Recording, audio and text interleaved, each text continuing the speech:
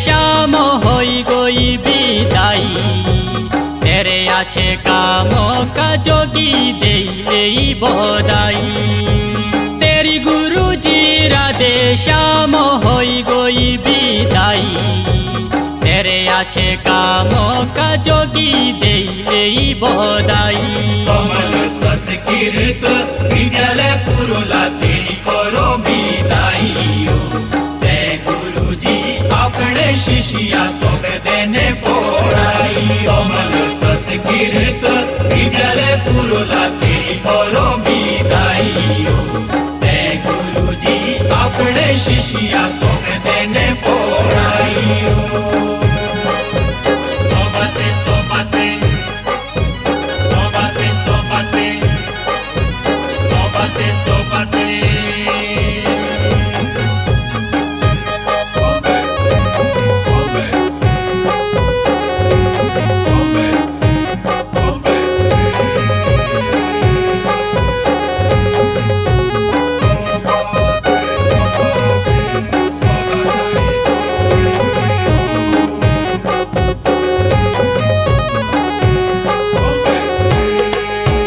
बाबा बेज राम तेरा मामोजिरी देवी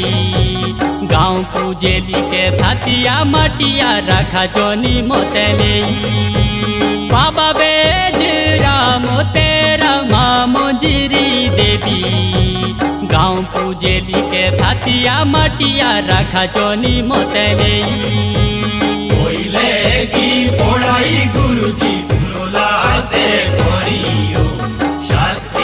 आचार्य की डिग्री ऋषिकेशों से पाइयो कोयले की पढ़ाई गुरुजी पुरुला से करियो शास्त्री आचार्य की डिग्री ऋषिकेशों से पाइयो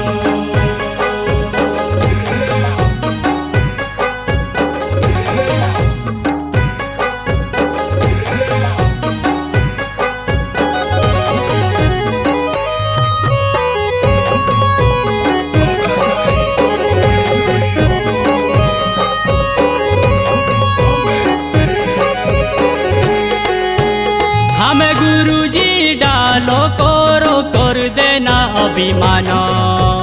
हमें ताऊ के यादो कर दे मानो ताऊ के भगवानो हमें गुरुजी डालो करो कर देना अभिमानो हमें ताऊ के यादो कर दे मानो ताऊ के भगवानो के देवशी करुणा गाती जी तेरी माया रखिया तुमको पीड़ों दी बचाया उनके देवशी करुणा गाती जी तेरी माया सबके देवा आज रखिया तुमको पीड़ों दी बचाया सोबासे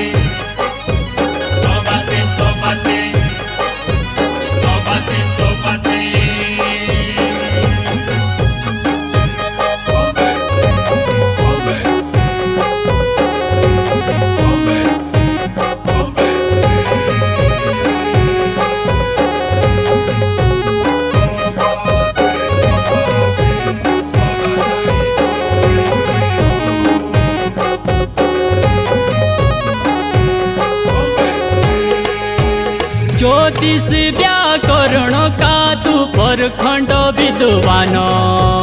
लाड़कू के अच्छी शिक्षा देनी अच्छा देना ते ज्ञान ज्योतिष व्याकरण का तू परखंड विद्वानो लाड़कू के अच्छी शिक्षा देनी अच्छा देना ते ज्ञान हमें गुरुजी हाथों जोड़ू तेरा करू मानो कृपा कोरिया तेरा होंदा है सानो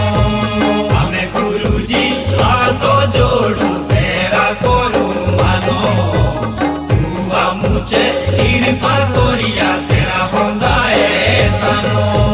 तू मुझे कृपा कोरिया तेरा होंदा सानो तू मुझे कृपा कोरिया तेरा होंदा